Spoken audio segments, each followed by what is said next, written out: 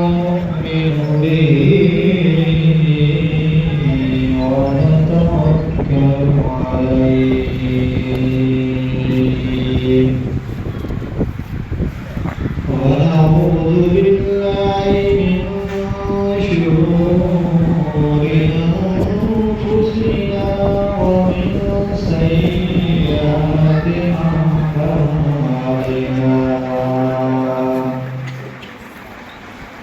من يهده الله فلا مضل له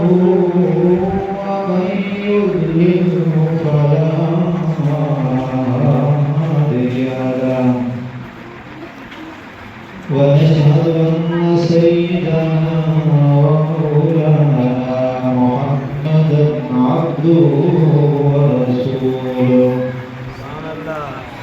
أما بعد فأعوذ بالله من الشيطان الرجيم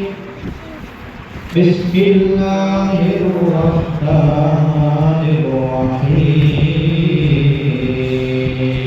الرحيم وإذ صرفنا إليك نفرا من الجن يستمعون القرآن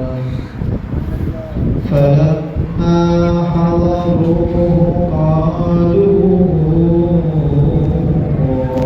أنصتوا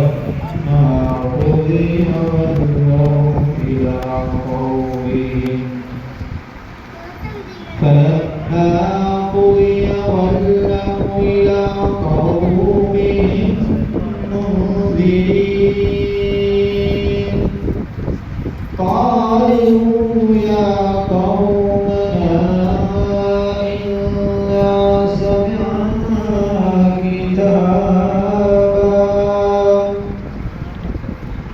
كتابا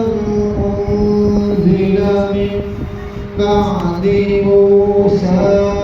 مصدقا لما بين يديه يهدي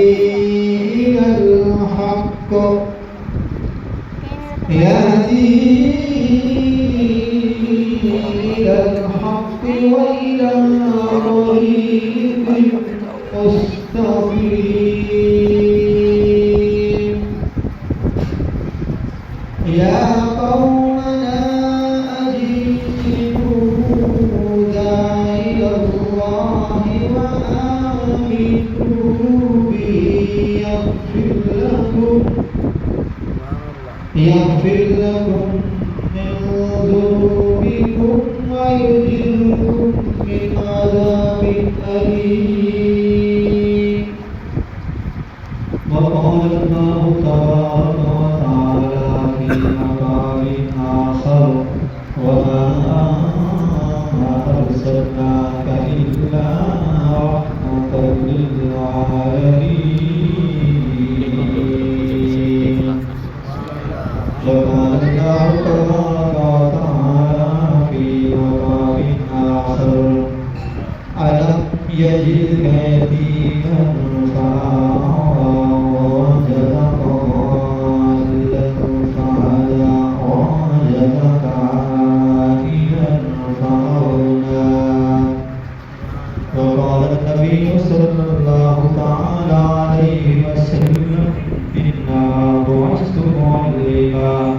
لأتمم مكارم الأخلاق